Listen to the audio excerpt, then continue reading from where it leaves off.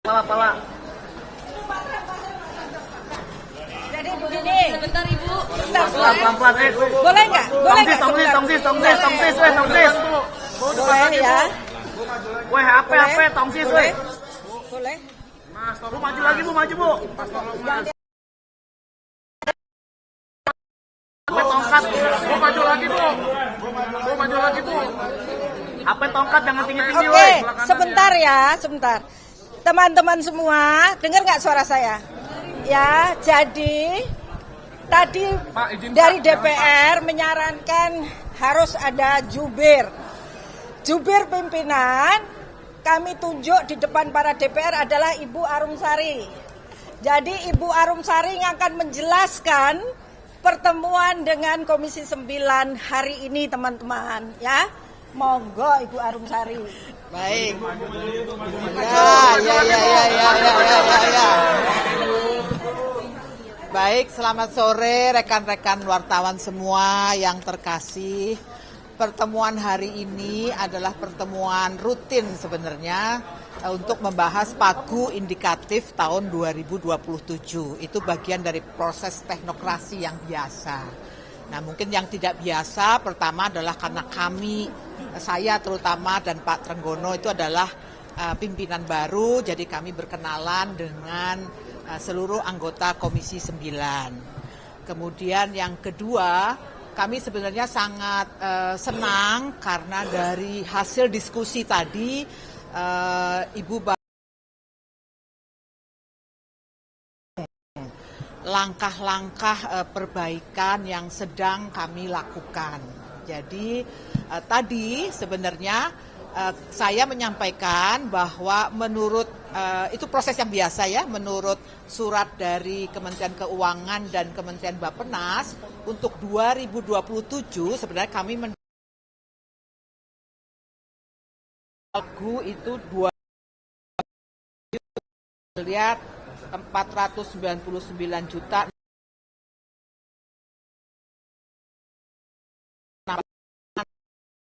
1,5 juta itu 2027.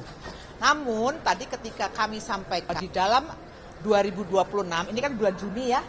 Nah, Juli sampai sampai akhir 2026 kami pun akan terus melakukan langkah-langkah perbaikan. Salah satu langkah perbaikan refocusing penerima manfaat. Kami sudah berkoordinasi dengan Kementerian Kesehatan, kami sudah berkoordinasi dengan beberapa kementerian yang lain, yang intinya adalah memang secara teknis menurut Kementerian Kesehatan intervensi gizi sebaiknya dilakukan, misalnya teknisnya ya.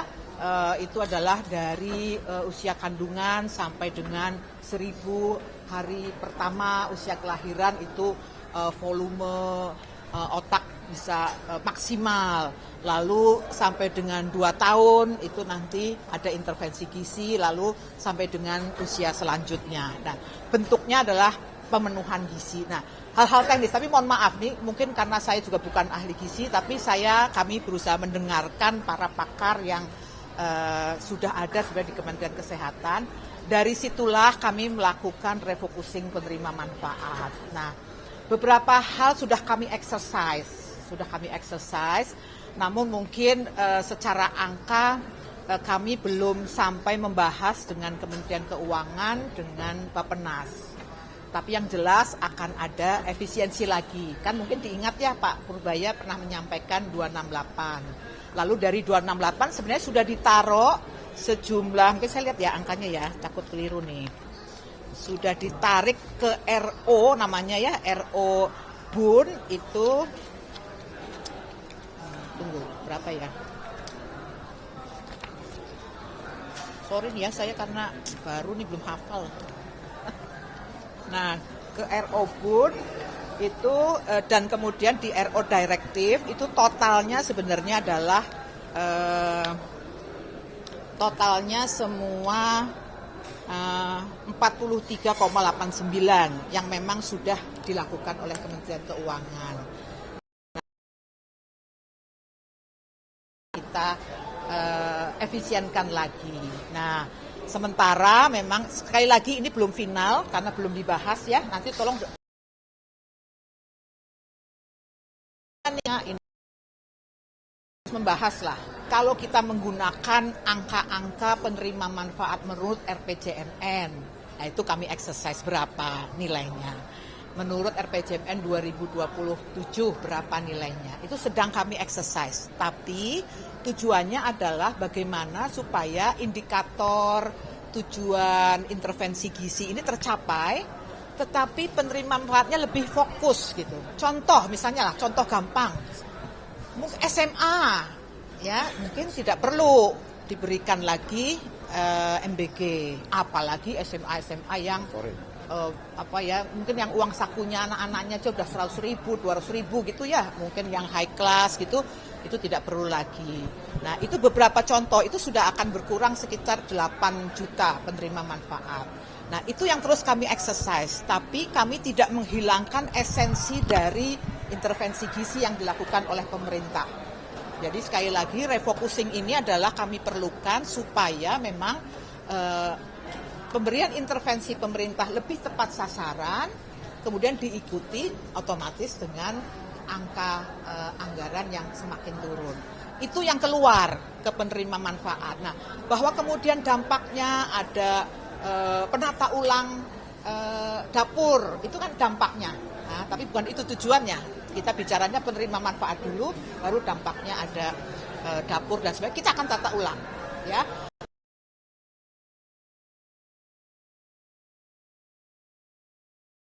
Tidak masuk akal ketika kita mengharapkan menghasilkan kualitas yang baik ketika dapurnya tidak sesuai dengan kaidah bagaimana flow of cooking yang baik dan sebagainya lah. Itu nanti itu adalah salah satu dampak dari refocusing. Nah, kemudian internal kami di BGN pun akan melakukan transformasi ya, dari mulai SDM-nya, dari mulai tata kelolanya. Data itu sangat penting karena itu yang terus terang saya lihat sejak dari awal saya datang, karena tidak mungkin kita membuat kebijakan tanpa data yang jelas. Nah itu yang masih terus kami perbaiki. Jadi mohon bersabar, tapi target kami memang tadi sudah kami sampaikan juga, 1 bulan ini apa, lalu mungkin 3 bulan ke depan itu apa. Gitu. Tapi yang jelas kami juga memanfaatkan momentum untuk libur sekolah ini. Kami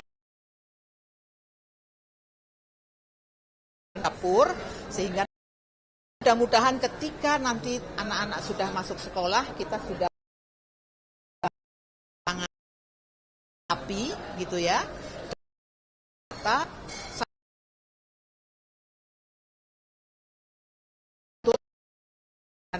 koordinasi dengan pihak-pihak yang sebenarnya sudah memiliki data. Hanya mungkin di masa lalu kemarin ada yang versinya BGN yang tidak mau menerima data kami, atau sebaliknya yang mereka tidak kasih. Nah itu saya yakin sekarang ini adalah program prioritas, maka saya yakin dari kementerian lembaga pun akan mendukung kami. Begitu Ibu dan Bapak ya, teman-teman. Berarti ya, selama libur sekolah itu stop penyaluran? Iya, stop untuk yang semasa libur sekolah sambil kita membenahi gitu.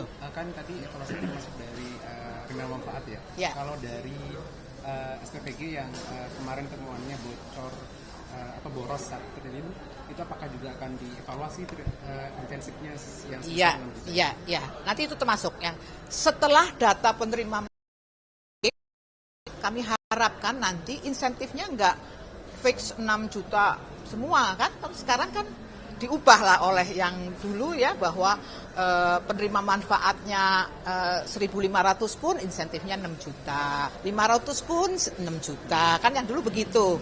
Nah kalau nanti kita sudah mengetahui berapa real penerima manfaat yang menerima dari SPPG tersebut misalnya ya, kan itu dampaknya nanti penata ulang akan begitu. Mungkin kita akan gabungkan, bisa jadi karena di daerah sana ternyata hanya ada sekian, kita akan gabungkan SPPG ini dengan SPPG ini dan seterusnya. Itu proses yang pasti akan mengikuti proses refocusing. Nah kemudian kita akan tetapkan insentifnya tidak begitu lagi dong, dan tidak sama juga bentuknya. Lalu model dari insentif sendiri itu kita akan evaluasi, bukan sekedar menghasilkan output berapa lalu diberikan itu. Bagaimana Anda mampu menghasilkan makanan yang berkualitas, standar makanannya, keamanan pangannya terpenuhi. Jadi kita akan bikin beberapa composite untuk penilaian supaya nggak sekedar, wah pokoknya aku mau masak segini ya segitu dapatnya gitu. Tidak dipukul rata semua 6 juta. Tidak. Iya. Tergantung dari jumlah penerima manfaatnya juga ya berarti Bu ya? Ya. Pemberian insentif itu nggak 6 juta tapi tergantung dengan jumlah dari penerima manfaat. Jadi semua itu diharapkan nantinya kita akan memang bagaimana program ini tercapai ya, tetapi anggarannya betul-betul sesuai sasaran gitu. Jadi tidak model seperti yang sekarang yang ya memang ada kecenderungan untuk lebih boros ya, jadi boros keuangan negara. Itu. Nah, gini ceritanya ya, saya jelasin dulu. Jadi waktu saya datang ke BGN, kami kan ada beberapa kedeputian ya. Kalau kedeputian A mengeluarkan versi mereka aplikasi ini, dan kedeputian B versi ini aplikasi ini mengeluarkan angka 28.000 sekian dan seterusnya. Jadi kami pun, saya mungkin loh ini sebenarnya berapa ya, karena ada berbagai versi data. Nah, supaya proses melangkahnya lebih jelas, kami lakukan oke, inilah dapur yang operasional. Pakainya data apa? Data virtual account, karena disitulah titik uang negara keluar. Ya, ketemulah 27.877. Stop, saya bilang itu ya petokannya, kan kalau nanti bergerak terus kami bingung Pak, mau mulai dari mana. Oke, pakai itu. Ternyata setelah 27.877 itu kami teliti lagi, ternyata juga ada yang masih double dan seterusnya, sehingga berkurang lagi 57. Jadi 27.820. Stop itu dulu ya, itu maksudnya Mas. Ya, kalau semua bergerak terus kan kami bingung. Ya, jadi itu maksudnya. Jadi sementara ini kita stop dulu untuk kami tata ulang tadi itu. Lalu pertanyaannya jangan pertanyaan dapurnya, penerima manfaatnya dulu yang mana, baru dapur itu mengikuti. Ya, itu sebuah konsekuensi lah bahwa kita akan tata ulang, maka yang kita fokuskan adalah penerima manfaat yang memang targeted betul-betul, yang memang diharapkan pemerintah bisa mengintervensi gizi anak-anak tersebut sesuai dengan teorinya tadi. Kami nanti akan bekerja sama dengan Kemenkes, ahli gizi dan sebagainya. Baru nanti bicaranya dampak dari itu pasti ada SPPG SPPG yang bisa jadi akan disatukan, akan mungkin bisa jadi akan ada yang ditutup kalau memang ternyata hasil audit kami itu tidak layak gitu. Nah, itu sebenarnya seperti itu. Ya. Kan itu P3 tahun supaya ada 21.000 sepeda motor yang sudah dianggarkan oleh BG pada periode sebelumnya, itu kan sekarang masih banyak sekali yang disentuh gitu ya Bu ya. Itu belum diberikan kepada penerima manfaat itu dari. Ya, kami akan lalu poinnya sebenarnya gini, secara keseluruhan ya, bukan cuma motor nih. Semua yang sudah dibelanjakan di 2025 termasuk IT, sebenarnya kami inginnya itu dimaksimalkan. Ya, ini bukan cuma untuk motor lah, itu nanti mungkin ada kebijakan tertentu. Tapi poinnya nggak cuma itu tuh. Kemarin kan sempat ada dibilang laptop, dibilang IoT, CCTV dan sebagainya yang memang sudah terlanjur dibayar, dimaksimalkan. Nah, itu salah satu cara juga 2000 yang dan kurang lebih outputnya dengan yang 2025, kami bilang no, itu nggak ada lagi di 2020.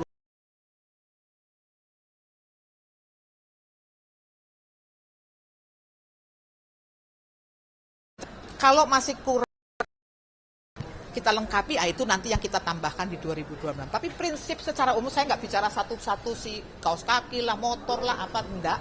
Tapi prinsip secara umum yang sudah keluar di 2025, karena uang negara sudah keluar, harus kita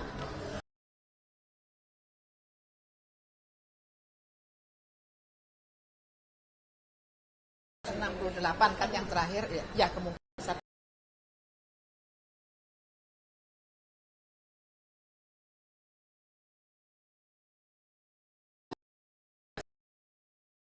sebenarnya begini ya. Hal yang utama itu adalah BGN, pegawai BGN sebagai orang yang mengambil keputusan, mengambil kebijakan itu yang tidak boleh punya SPPG. Ya, karena apa? Karena kan dia mengambil kebijakan. Maka kemudian keluarlah angka 6 juta flat, diubah dari tadinya 2.000 kali sekian penerima manfaat, dapur dari 400 meter, kemudian direvisi menjadi 100 meter, kan karena konflik kepentingan. Jadi yang paling utama sebenarnya itu. Kalau yang lain-lainnya, si A, si B, si C, yang penting teknisnya, dapurnya secara teknis, memenuhi syarat, memenuhi standar kualitas, nanti kami akan bikin indeks yang baru, memenuhi itu, ya sudah. Begitu. Poinnya kira-kira begitu. Tapi kembali lagi, jangan dibolak-balik ya. Saya ingin teman-teman memahami betul, fokus kami adalah penerima manfaat. Baru ngomong dapur. Dibedakan loh, kalau yang dulu mungkin ujungnya pokoknya dapur ya, dapur. Pokoknya sebanyak mungkin dapur, kami nggak mau. Pokoknya penerima manfaat dulu, kita refocusing, benar-benar yang targeted, yang intervensi pemerintah dalam hal gizi memang memerlukan itu, baru konsekuensinya pasti dapur. Soal SPPG kan parpol itu boleh sebetulnya agar secara teknis dilakukan secara baik dan benar apa. Tapi ke depan bisa nggak itu datanya terbuka, kemudian publik bisa mengakses siapa yang memilih dapur MBG itu.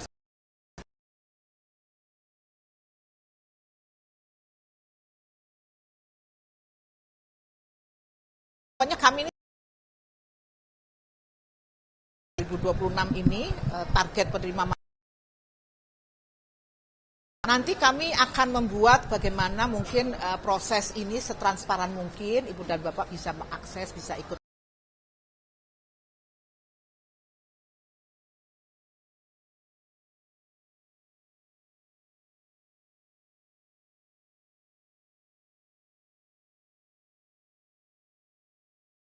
Kan perintah Pak Presiden, Pak, Bu.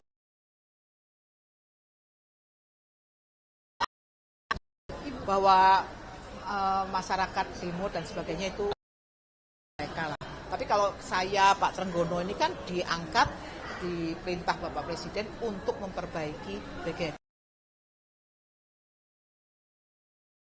Program ini yang sebenarnya niatnya baik karena memang situasi kita kan masih banyak ya rakyat kita yang secara data pun menunjukkan bahwa mereka tidak memiliki akses terhadap makan yang bergizi gitu. Itu sudah kami lihat datanya pun di Kemenkes ada, dari mulai ibu hamil, ibu menyusui, balita dan sebagainya ada, lalu yang pendidikan-pendidikan yang memang masih di PAUD dan sebagainya itu seperti itu. Hanya tadi beberapa hal mungkin memang tidak perlu lagi karena memang secara teknis sudah lewat mungkin usia intervensi gizinya untuk konteks mungkin meningkatkan IQ dan sebagainya. Kalau untuk sehat mungkin ya oke lah, tapi kan keuangan kita, fiskal kita terbatas, pasti harus memilih mana yang menjadi prioritas. Oke, janjinya tadi terakhir loh. Apa? Ini barusan tadi Komnas HAM menyebut bahwa ada indikasi dugaan pelanggaran HAM dalam program kelola. Bu, kamera Bu. Waduh, aku nggak ngerti lah, tanya sama Kemenhan apa yang ngomong ya. Yuk. Targetnya akan focusing itu berapa penerima ya Bu? Sekarang pendidikan dan kesehatan.